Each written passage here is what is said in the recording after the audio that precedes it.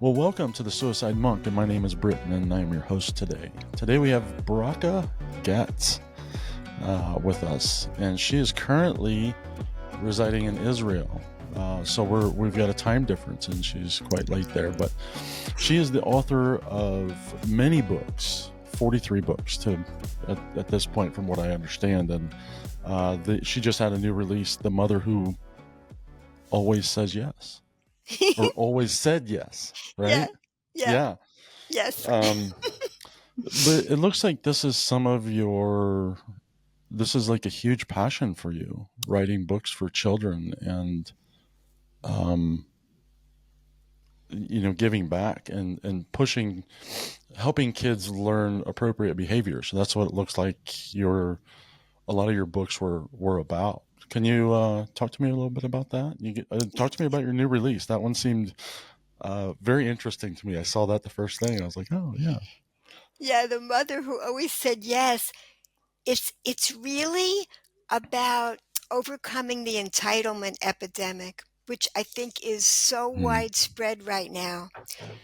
And people think that if you get more and more, that will make you happy. So this girl, she fantasizes and she dreams about what is it really going to be like if I could get everything I want. This happened to me really because my granddaughter, it was about a year and a half ago, and she said to me, right after her mother told her no about getting some candy, she says, "When I'm a mother, I'm going to always say yes." And I right away, like this light bulb went off, and I'm like, that would make a great book. What would happen if you really were a mother who always said yes?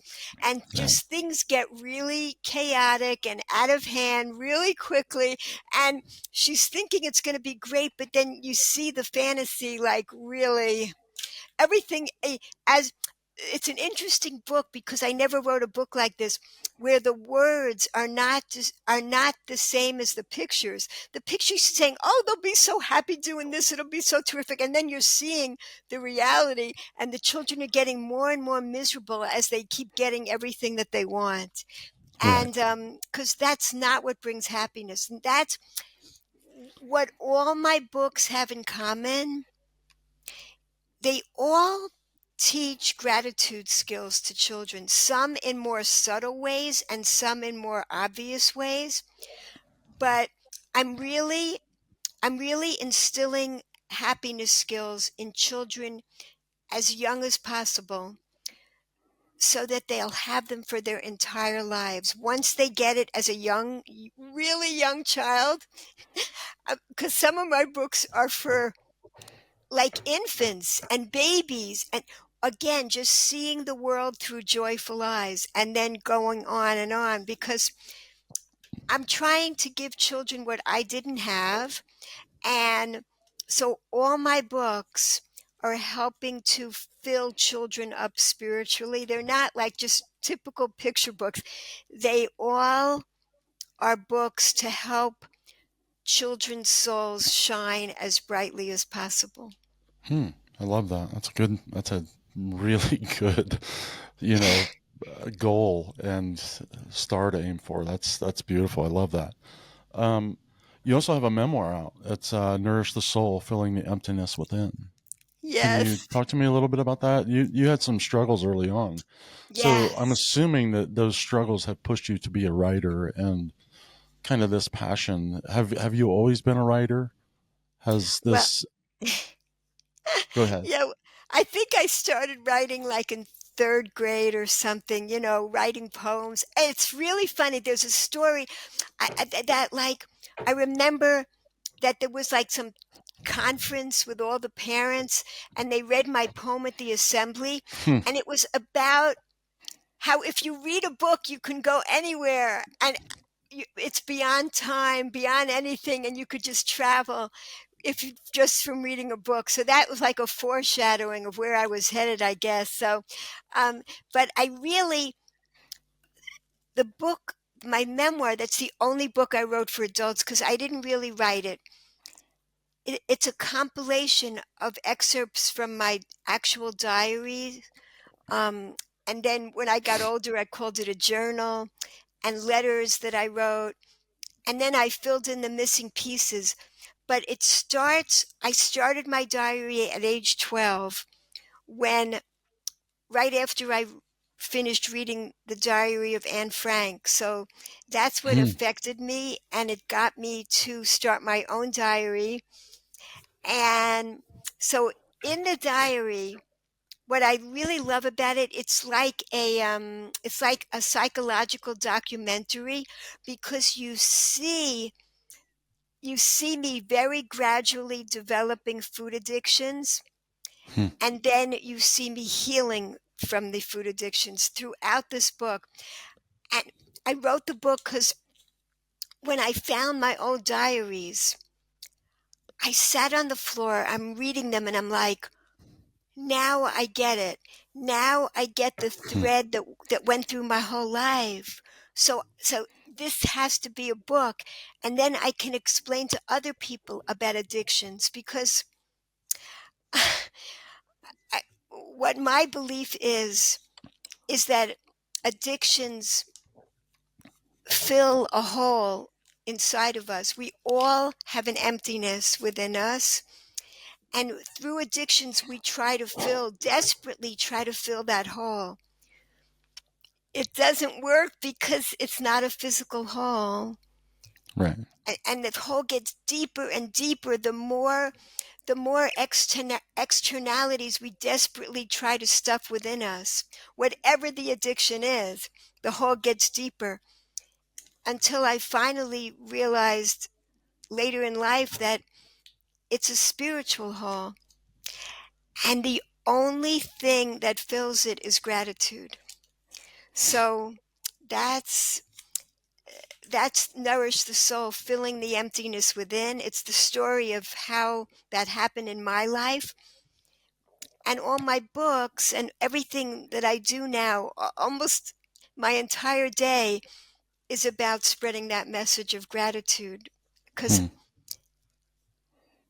I believe that's our whole purpose for being here in life, is to experience that gratitude.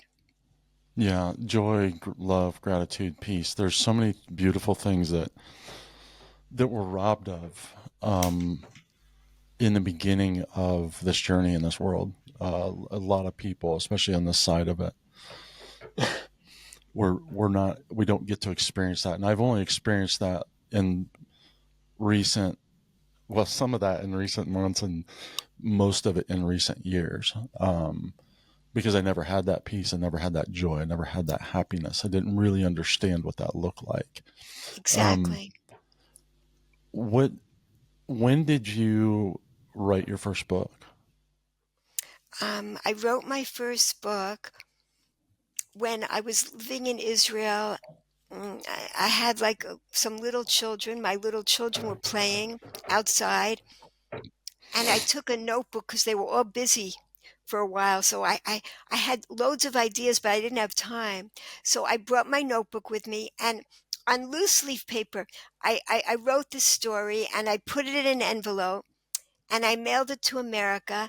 And 6 weeks later, I got back a response that the book was accepted. And I was like, wow, I can write children's books. This is it. And so that was the beginning of doing it. Yeah. That's amazing. Um, I didn't so, type it up or anything. It was like it was yeah, handwritten. so, well, I guess you could have gotten copyright stuff on that, right? It was all Yeah, probably original. Yeah. it's amazing. Yeah.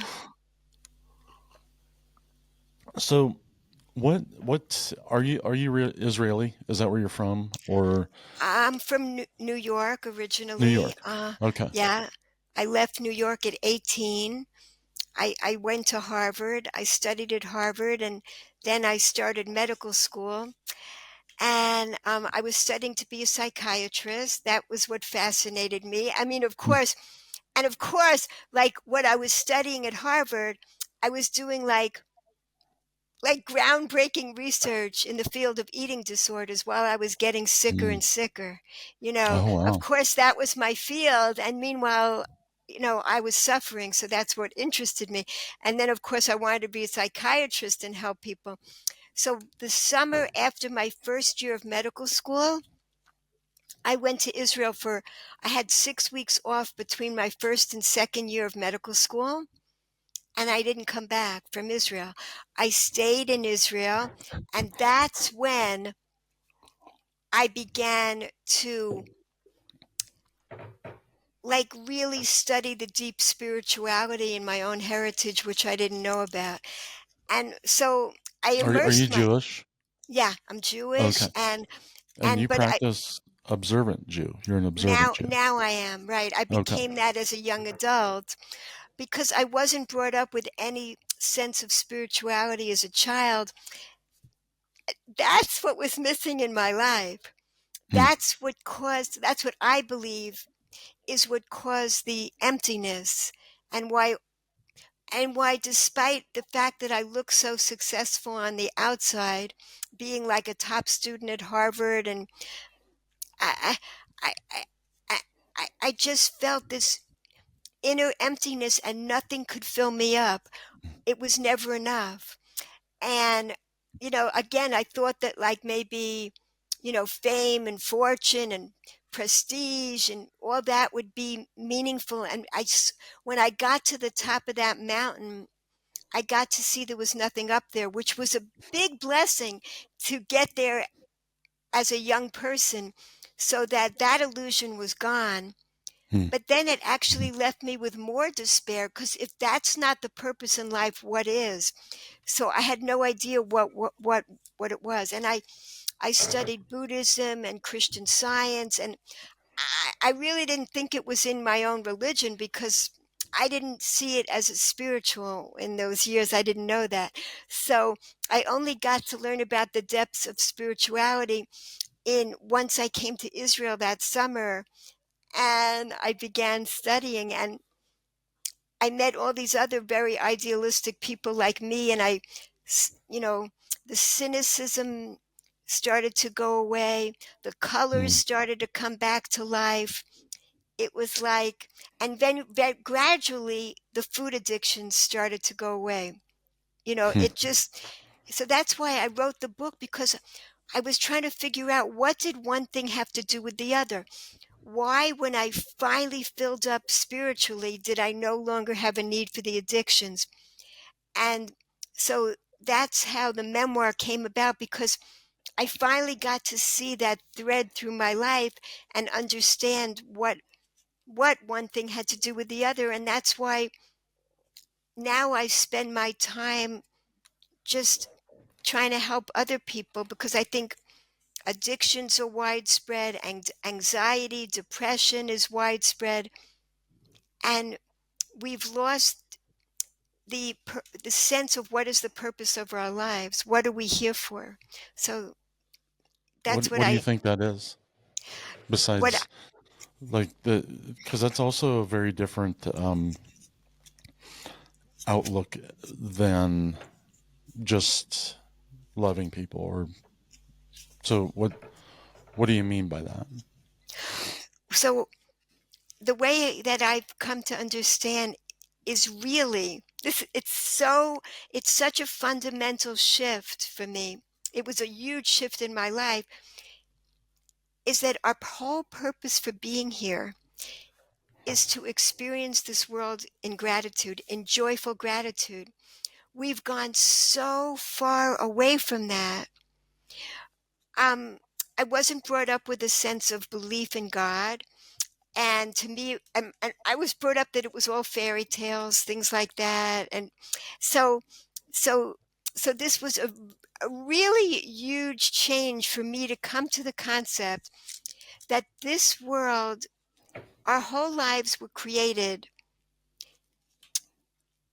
Picture, picture this cosmic oneness that is everything. What's the only thing that is missing for everything is a relationship with other, because everything is everything.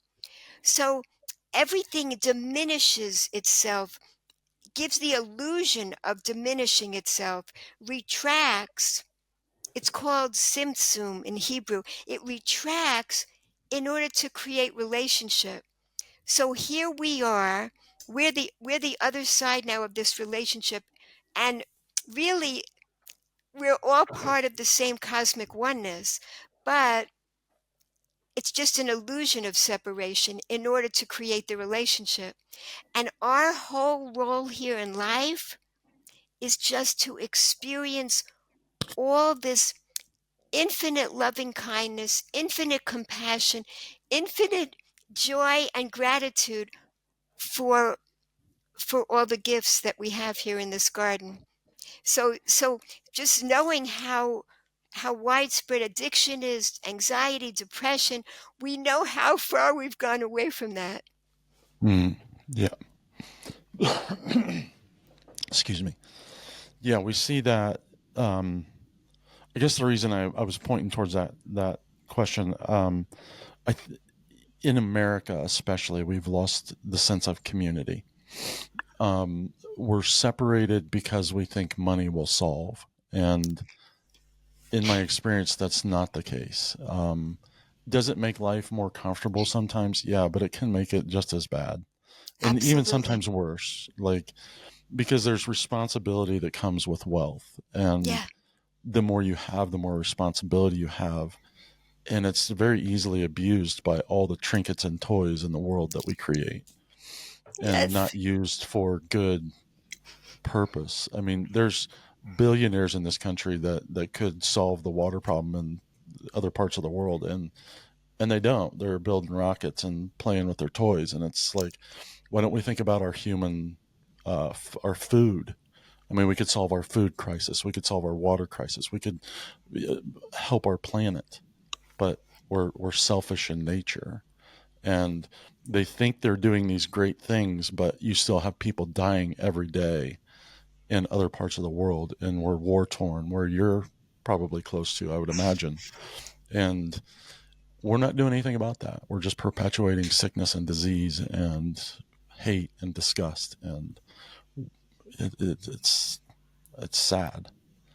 Um, there's a huge deficit in this country because of all these things. Now that we're getting on the extreme sides of this, but all of this stuff affects our mentality and our psyche and how we treat others and our fear in the world. Um, how is it for you over there? Because you're I don't know how big Israel is. I have no concept of like where you're at and what that looks like. And that's the thing. We have these little snippets of news, but we really don't know. And then there's so much false news that you can't believe hardly anything, from the people on the internet to the news to our government to even the churches have this misconception and spread this falsity about the other side of the world. I've experienced it, and I'm so sorry.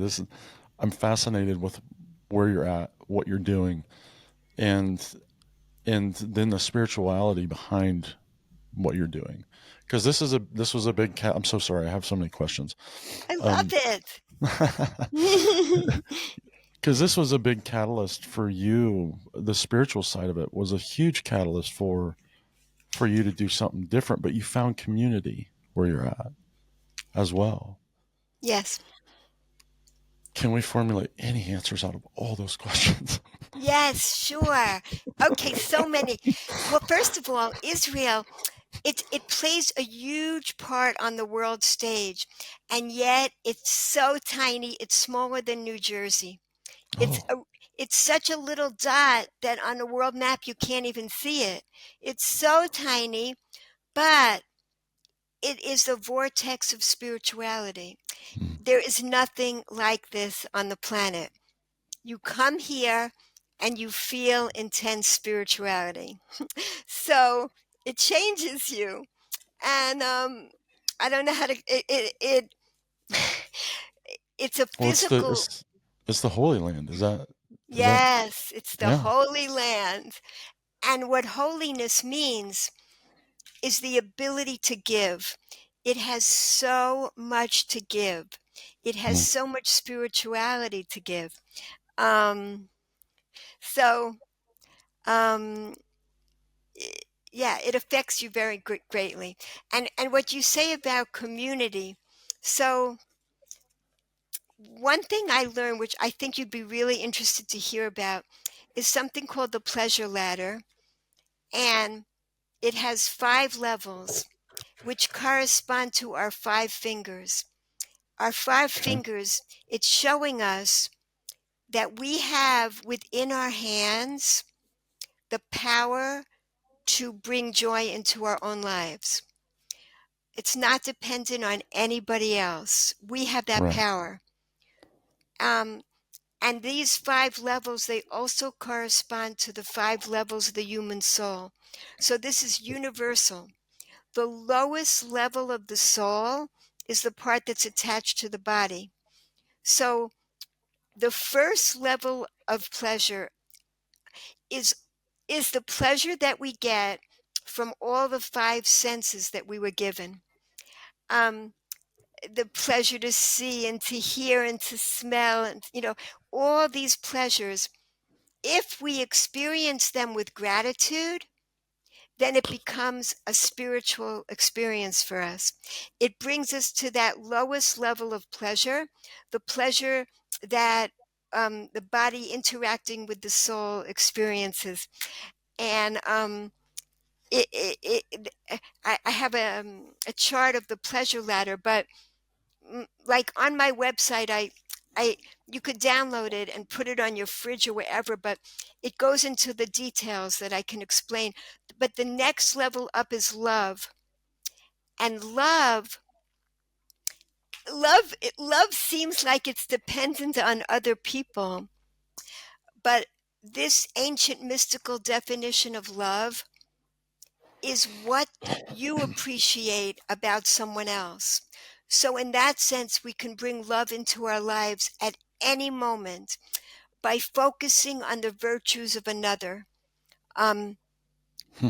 you know, like in prison, if a person's in prison, they could think of a grandmother that once did a kindness for them, and they are suddenly flooded with warm emotional feelings of love, and they can be inspired to be a better person. Like, we have the power to bring love into our lives.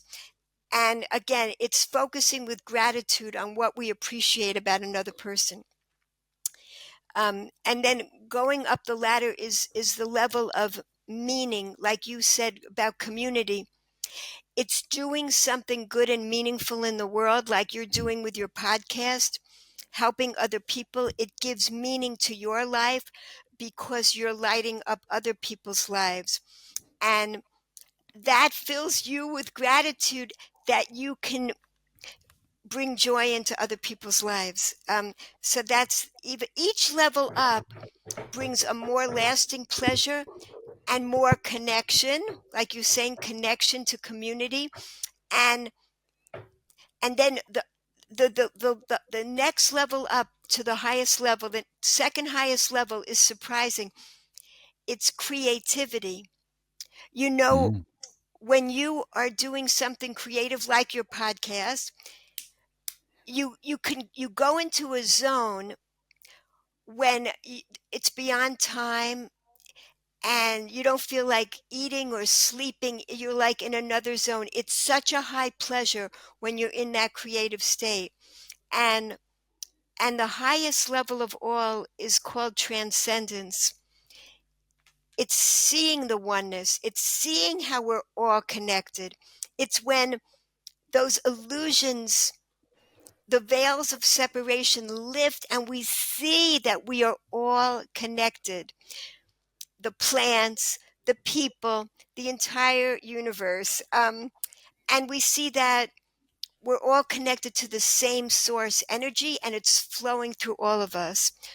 Um, when we are in that state, I mean, that's the bliss of gratitude. And the two highest levels we spend the least amount of time on.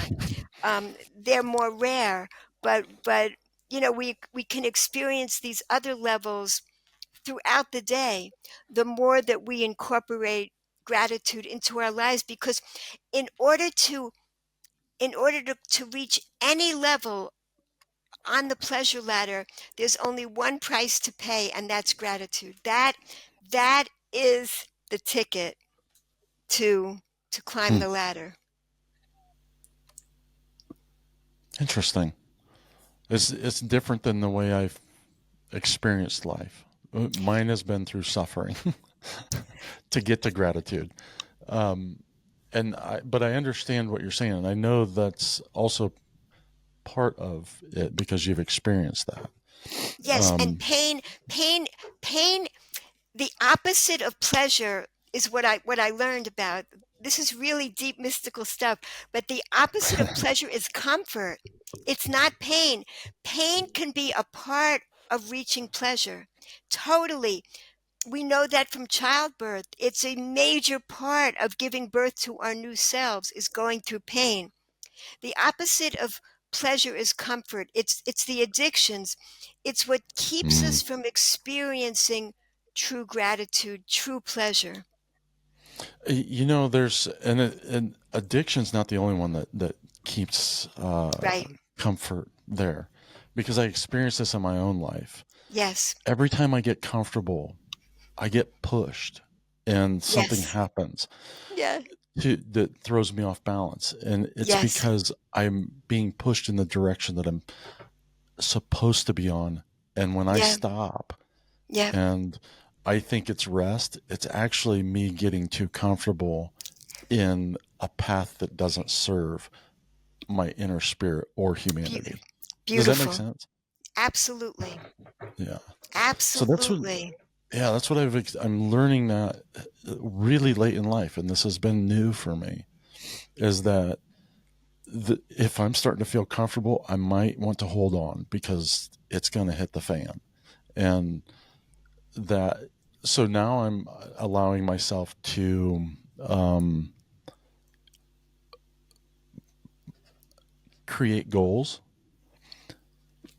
work towards those goals, but sit back and watch the unfolding and allow Beautiful. for, yeah, allow for that shift or that movement to happen, because whatever's coming is far better than I can plan. And what did I hear? Oh, it was a buddy of mine that I interviewed on here. He was interviewing somebody, and he was like, or maybe it was him. He was like, I'm I was always trying to use the tools that got me in the hole to get Yeah. me out of the hole. Yeah. Those old behaviors, the old tools I used to dig that hole, are the same Yes. tools I tried to dig myself out of that hole with. And Yes. he's like, finally, I just realized that I'm sitting in the place that I need to be in, and just accept it. And he's like, I don't veer too far, and I'm not trying to get out of that because there's something down here for me Hmm. because I'm at the bottom. And I'm like, Hmm. and it's that giving away. And that's what this is as well. It's like you walk in the darkness, but you're the light in that darkness. Mm-hmm. And you keep that shining bright, and you keep your oil lamp lit and filled. And that, I mean, now we're getting into the spiritual side of things. Is Exactly. This light is always on. Yeah, It's always in us. But we put the coverings on it, and when mhm, we do that, we don't we're not even aware that it's still shining inside of us. It yeah, never goes away. We yeah, we sometimes need support and help from others in order to peel away the layers of protection that we put on top of our shining soul. But we also need to nourish that soul. It's yeah. genuinely hungry. It needs more fuel to shine more brightly and melt away all those icy coverings. Right. It's we have them there as coping skills, as protection.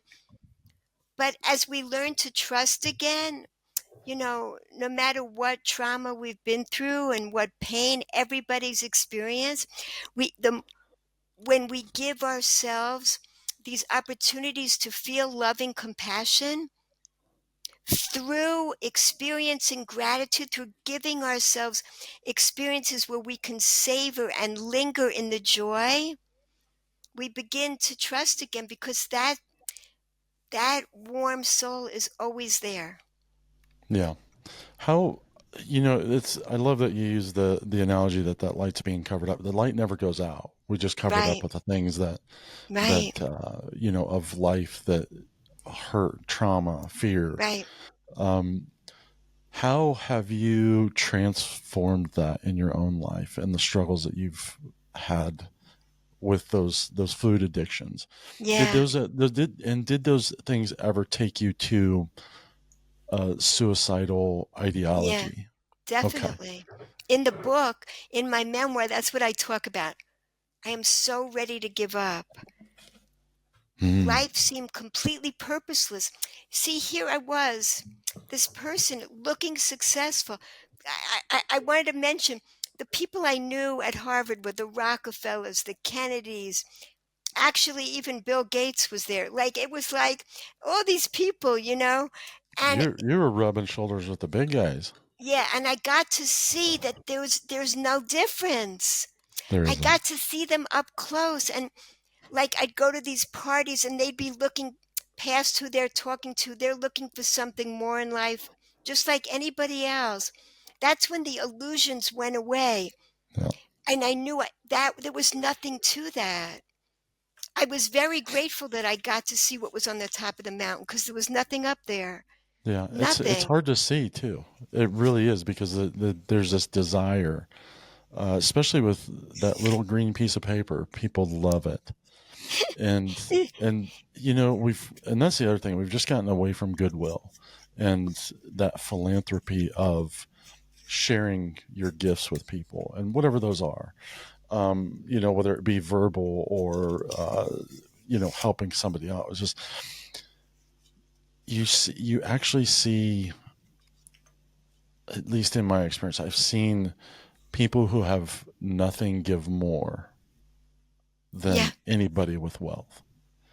And it's because I saw a woman, I was in, the Dominican, and I saw this family. I was at church where I went with this group to see what they were building and stuff like that. But we went to this church, and I saw this family, a little girl and her mom and dad, and they walk up to the plate and they give their last dollar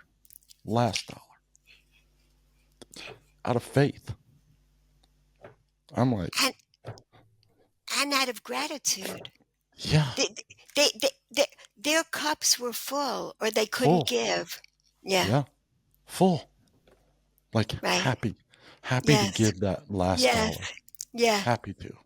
yes, It blew me away. I'm like, yeah, and we worry so much about what we're not going to get, but the yeah, reality is, we're always fed, we're always clothed, we're always sheltered, we're always, and you live in a place where that may not be the case.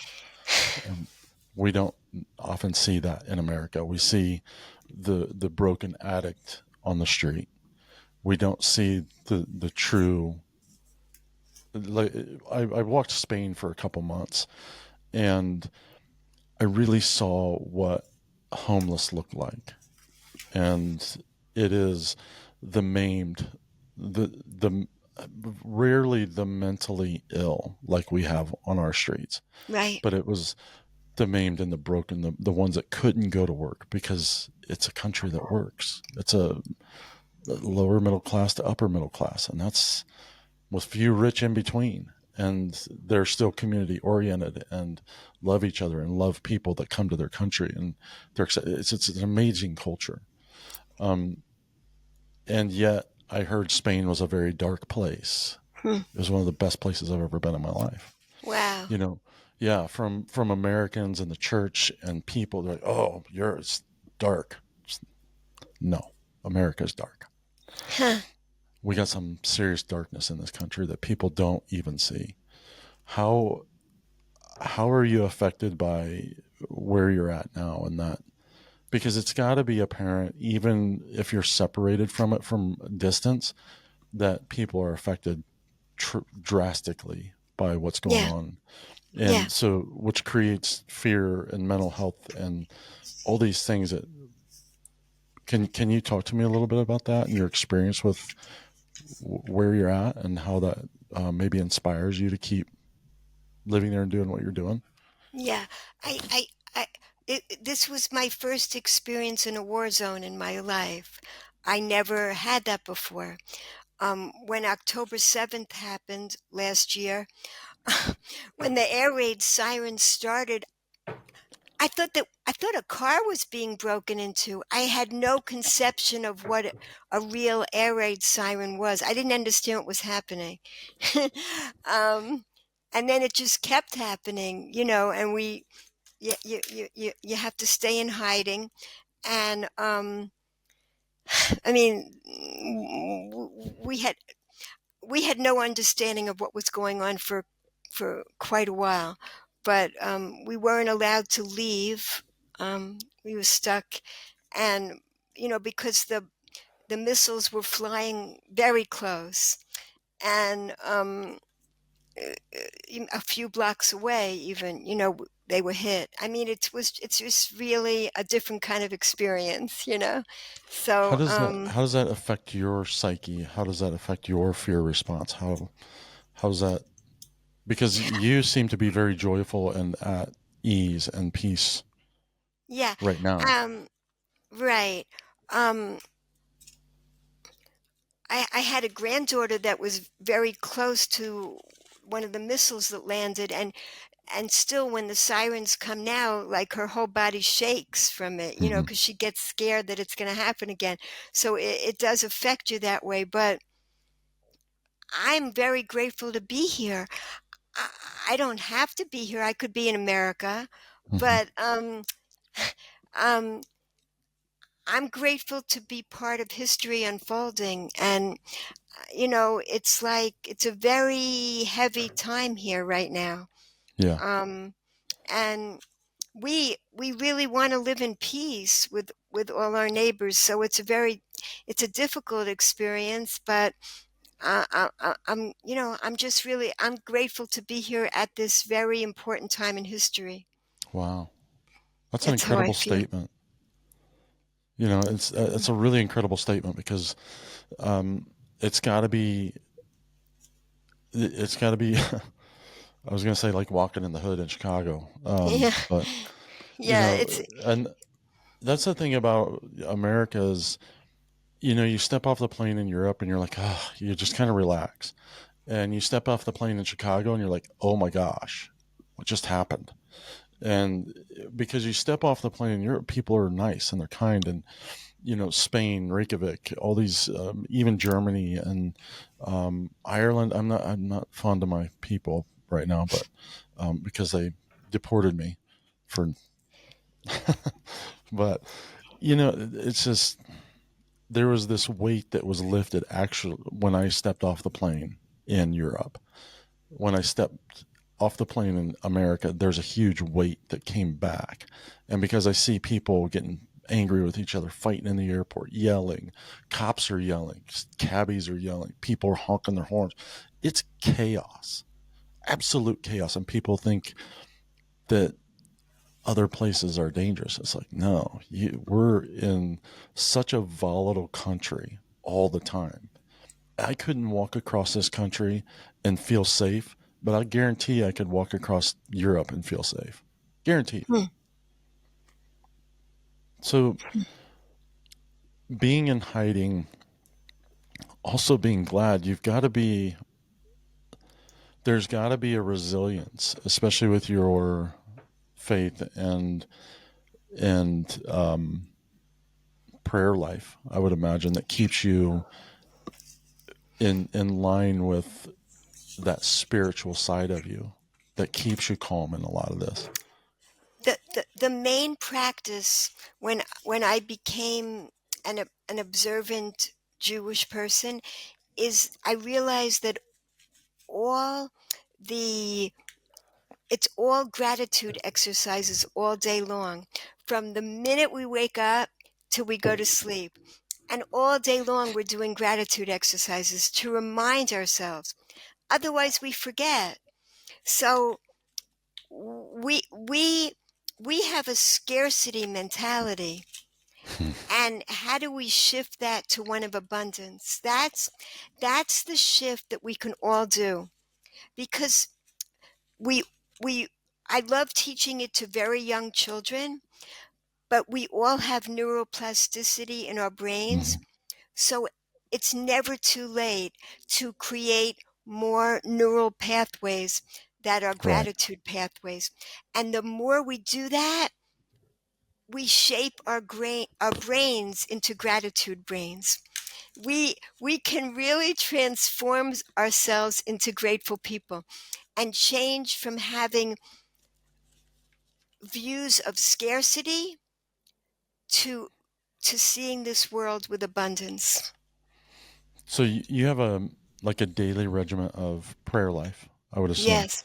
Yeah. And that And I'm finding that's a huge catalyst to staying balanced. I call them gratitude exercises. That's what I call the Okay. prayers. The first word out of my mouth when I wake up is thank you. And I say it in Hebrew, but that's the first words that we're told to say.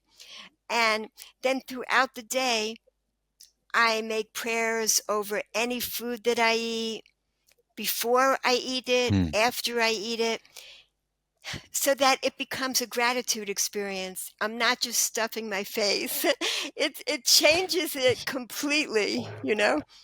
Um, Yeah. I, I, I, I love to give the example of an orange, because just if a person doesn't have what to be grateful for, they could just pick up an orange, or they think they don't have what to be grateful for. This orange, the fruit, it's all green.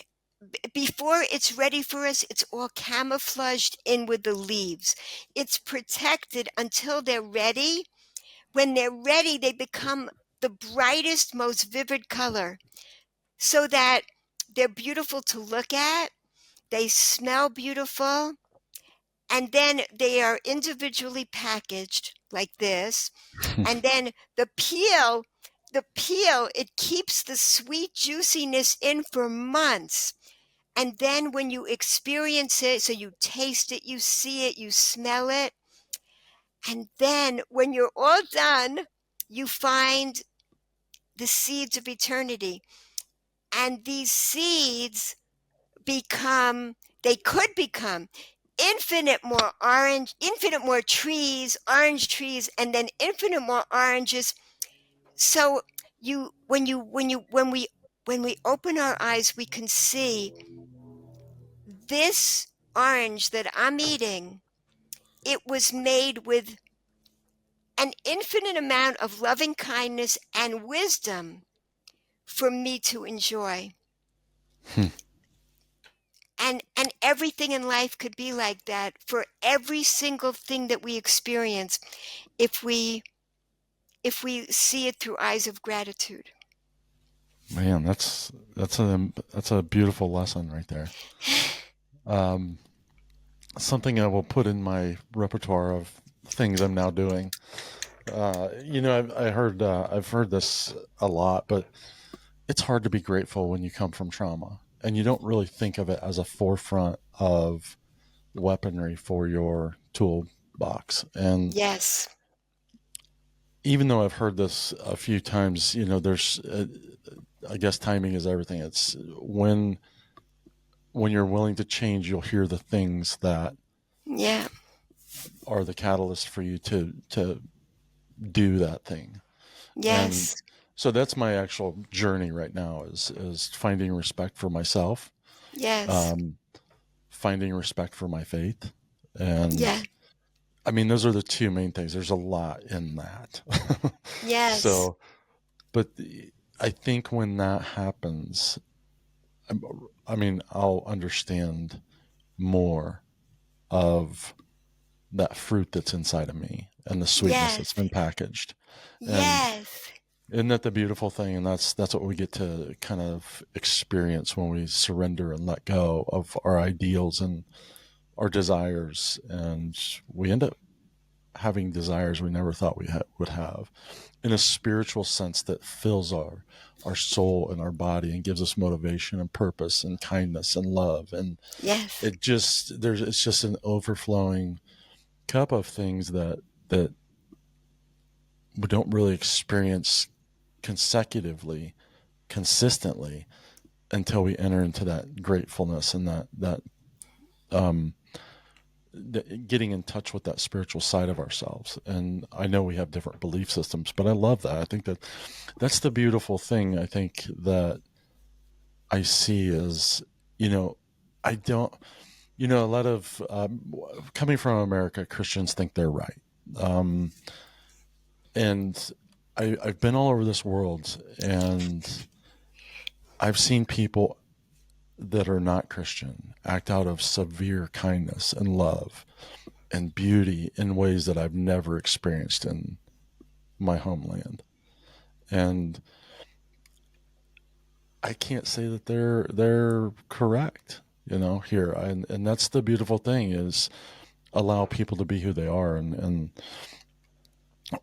I don't know that it's our job to change their spiritual life, because I think that's an individual journey. I'm starting to really understand that you really just get on the boat, and if you're on it, you're going to experience some beautiful things with beautiful souls and people. And it doesn't really matter your belief system. It matters the orientation of your heart. And, Yes. I think that would You, be. anyone that's been through trauma needs to dress the wounds and the shame. Those are the main things that are bringing a person to a lower Mhm. place. And how do you do that? By giving yourself the loving compassion that you always needed. Mhm. This is how you do it. You experience the loving compassion that this orange is here to give you. You experience what a kindness that you see by somebody, that person giving away their last dollar. You bring that love into your heart. You do something meaningful like you're doing now. You be creative. All of these things are changing you. They are reopening you to the infinite joy that's inside of you. Mhm. That's what's there, and it's always been there, Yep. but it got covered up and protected because it had to, because of the trauma. And so every time you experience gratitude, it's a moment that you're not being miserable. Any moment that we're being grateful, we're not being miserable in that moment. And it's just adding on those moments. It's not like suddenly life changes. No, we just experience more moments of gratitude, and then we see that we're evolving. Yes. One of my big things is I want to maintain that gratitude. I want to, and I know it's possible. I Yes. know I have the ability to do that. Yeah. Not that it's my ability, but actually it is. It's my choice. And my choice Yes. is that I put things in place. See, this is what they don't tell us. It's your choice if you're going to have a bad attitude or not. Okay, so how do I not have the bad attitude? What's the other choice? Well, okay, good attitude. Well, okay, but what are the steps to get there? And that's what they don't tell you. And So tell me, what are the steps to get there? for me, I have to hit my knees every time I start getting angry. I have to Okay. surrender. And it's one of the things I've just instituted into my life that I've never done before. And it's because I'm trying to find reverence for a faith that I hold on to. And I Mm-hmm. always have held on to. I've just been very disrespectful towards it and angry with it and Mm-hmm. hurt by it. And Right. it is the very thing that I go to for everything. That's the thing I Mm-hmm. hold accountable for. It's the thing. So I realized this, I don't know, about a week ago. I've been in a struggle with my anger, and it's the very thing that is enough for me to go take my life because it's severe. It's rage. It's Mm-hmm. ugliness. It's Mm-hmm. this disdain for myself. And Right. I was like, anger doesn't want you to kneel. Anger wants you to fight. Mm. So I start kneeling to it. Mm. And within a few seconds to a minute, Wow. it it gives up. Wow. And some days, like even today, I'm in prayer and meditation before I do that before every interview. But even after that, I was like, I'm frustrated. I'm like, Mm-hmm. okay, I need your help in this way. I don't know why I'm frustrated. I've spent the time with you, but I need your. And within a few seconds, it's gone because I'm acknowledging I'm Wow. putting out there that I'm not giving it grip anymore. Wow. Yeah. And so now I understand that I have the ability and the power to be the catalyst for my change. Do I Wow. allow my faith to be a huge part of that? Absolutely. That's where I rely. Why haven't I relied on that before? Why haven't I trusted in that before? Well, because it looked like it failed me. The Right. reality is, my faith has always guided me in the right direction. Hmm. It knocks me off the horse when I get too comfortable, like we were talking about. It pushes me off my pedestal when I get too cocky and arrogant and I think I am the one. And it puts me in check, and that thing, that very spirit that's inside of me, I'm starting to listen to.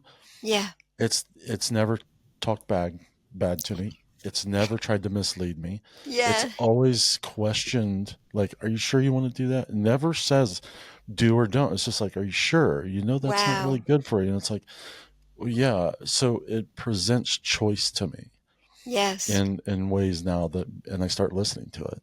Wow. So, yeah. Wow. It's an incredible process, and I'm glad I'm in the midst of it, and I'm glad I get to share it. But it's a very difficult process. Yeah. I would imagine this is the same thing for you, and most people I talk to, there's this process. The hero's journey is what it basically becomes, and you basically realize, start to work towards it, and then become. And how long has this lifestyle of how would you define that? Are you still an addict? Are you still, are you recovered? I've heard people say I'm recovered from certain things. So Right. it's not Good uncommon. question. Yeah. It's a very good question because I I would have the tendencies to do those things. But now I heard another one of your podcasts, and I wrote down his name, Jared Gleaton. Like he was Hmm. saying, you again, because I have this chart that helps me when I feel a scarcity of pleasure in my Mm. life. If you feel a scarcity of pleasure and you're eating something delicious, you might as well just keep eating it. Then the pleasure will keep lasting. Yeah. But then if you remember, wait a minute, it's pleasure that I want. It's not this, like when I finish the entire container of ice cream, Yeah. I'll be even emptier than the container. Yeah. It's not going to fill me up. So the more I understand that, then I recognize, oh, it's really pleasure that I want. I could eat something healthier. I could go outside and be in nature. I could start dancing, put on music. These are all on the sensory level. As long as I experience gratitude with it, as long as I'm giving a gift to myself and I'm experiencing that joy, I'm lingering in it, then I don't have to finish the whole bag of potato chips, eat the whole box of chocolate chip cookies, Yeah. because because like he was saying on your other podcast, to overcome a habit you need a greater and more lasting pleasure to sub in. Now I Yes. know that there's infinite pleasures. There's infinite ways There is no scarcity of pleasure in life. It's how we look at it. And when we Yeah. recognize that there's an abundance of ways that we have the power to bring into our lives at any moment, it's a whole different life. It's an empowered life. Right. Yeah. Yeah. Yeah. It's more empowered. But it's even that's kind of got a negative connotation, and at least in this side of the pond. But there is an empowerment in that, and it's an empowerment of interpersonal ability. Does that make sense? Did that make sense? Right. Does the word power sound negative? Because Yes. this power that's flowing through me and flowing through Right. you is flowing through all of us. Right. That's what takes the ego out of it. It's Yep. not like it's not like I have to really worry about failing anymore because it's just energy being channeled through me. It's not like I have to accomplish this anymore. That that drive is not there in a negative sense. I am still driven to spread this message everywhere, to spread joy. But it's not like my ego. If someone else does it, I don't need to be doing it. Do you see what I mean? Yeah. It's your passion comes alive instead of your ego. Yeah. Yeah. Is that? Energy. Yeah. It's energy. It's a power. It's a spiritual power. So it's not like an ego power. So Right. that takes away the trauma part of it. That takes away, like you said, the anger, the all that negative energy. It's really all a positive energy flowing through. Yeah. Yeah. I love that. I love that this is who you are. It's refreshing, and it's exciting. I love what you're doing with the books, and how you're giving kids those. That's a thing. I'm an absorber of information. I am not great at regurgitating or remembering the information until it's important, Yeah. until it's not just my own, but it is there for somebody else as well. Yeah. Yes. And so, I apply information to my life and I start living it. And then I regurgitate it in important times in my life. And that's the beautiful thing about books like this is you're imprinting on a child's mind a positive response system to Right. a very difficult life. Um, yeah. And I think those are the catalysts, and we're all going to grow up in some sort of trauma, whether our parents are yelling at each other. There's always disagreement. There's always some sort of abuse. It's Challenge. always going to be here.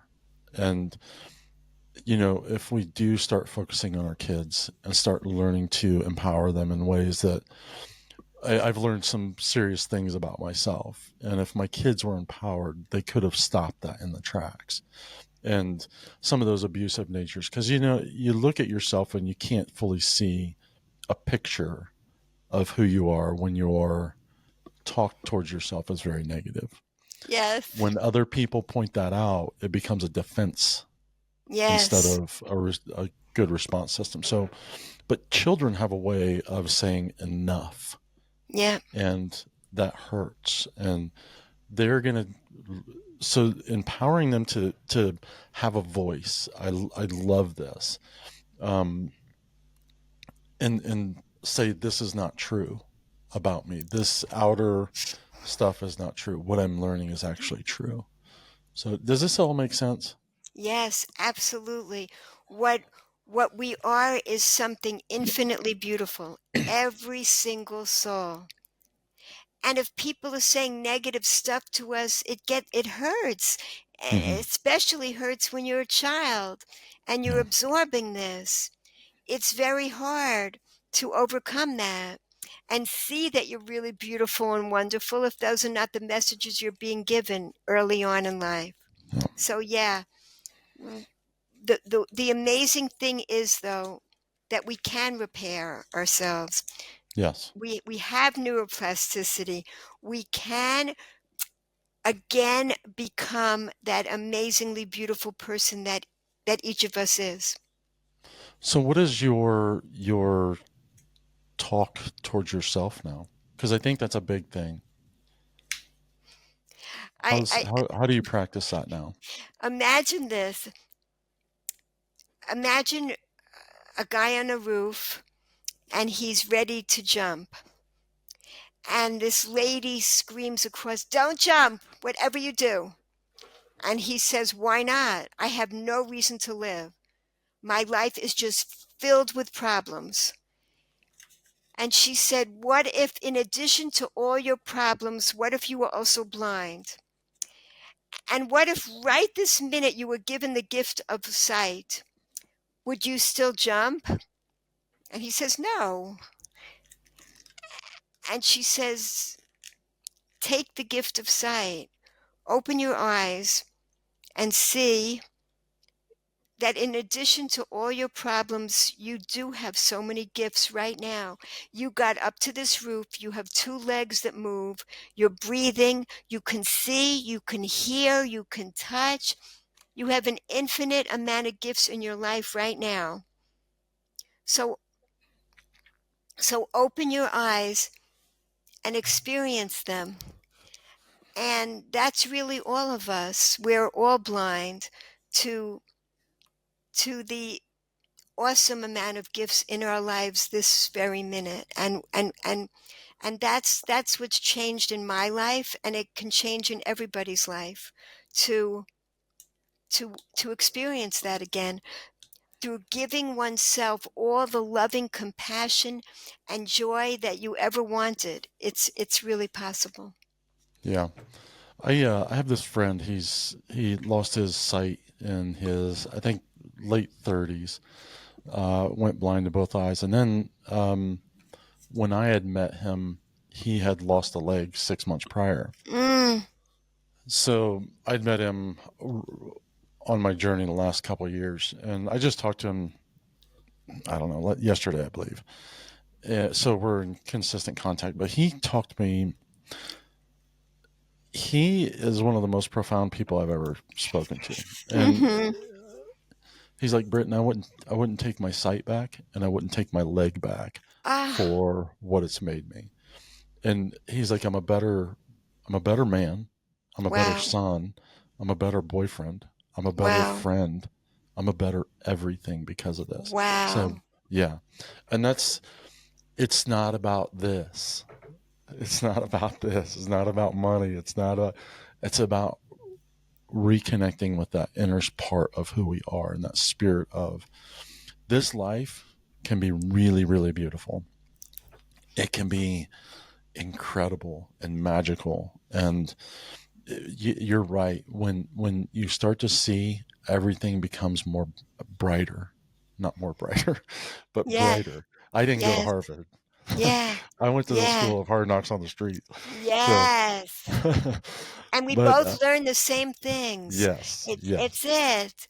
You don't need to go to Harvard. That's what I learned to learn about life. That's not where I learned the purpose of life. I didn't find it right, there. right. I love it. That's so funny. Um, yeah, I don't know.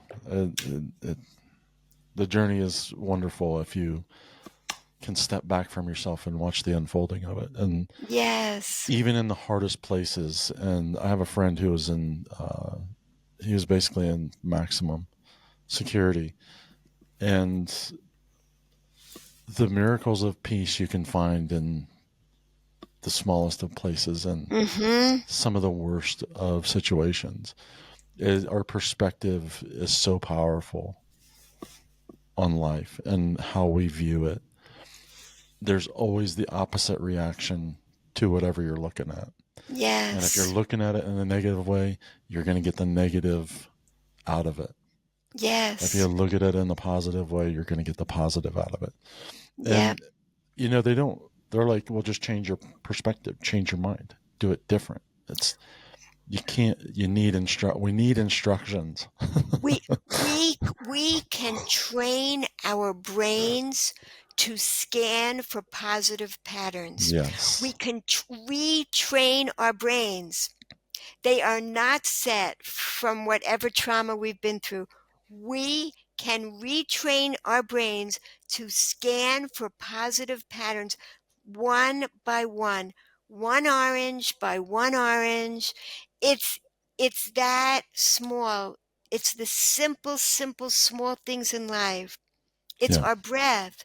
It's being so grateful that we're breathing. We went through COVID, all of us. That was a huge push forward spiritually. Overnight, we learned to be grateful for breathing, for our health, for being able to spend time with other people. These are things we were taking for granted the day before. And then overnight, it's all about taking things for granted, not appreciating what we already have. It's not what we're going to get. One of my books is called Don't Read This Book. It's about that voice in our head that's trying to get us miserable all day long, this voice. Mhm. So when we recognize that, it's called Don't Read This Book because it's written in the voice of that voice in our heads. It says, don't read this book or you're going to learn all my tricks and then you can outsmart me. So I'm teaching young children how to outsmart that voice that's trying to drag us down from morning Yeah. till night. It tries to get us to focus on what we're lacking.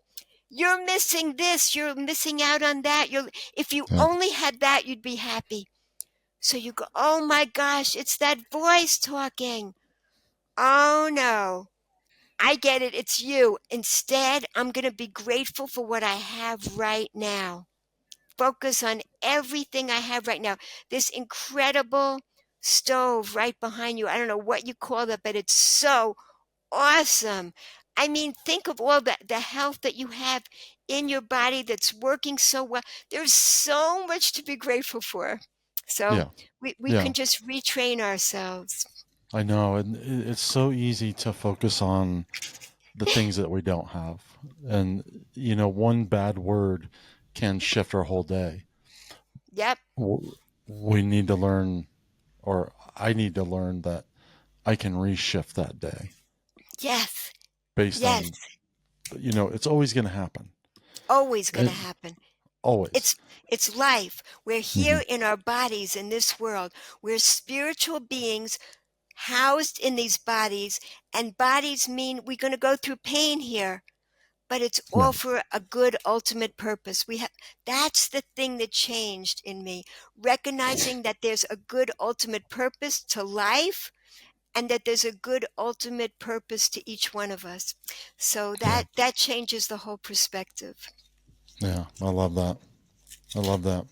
Well, we're going to close it out here. Do you have any profound things that you want to leave us with? Any Yeah. lessons that you've learned over your course that have pushed you here?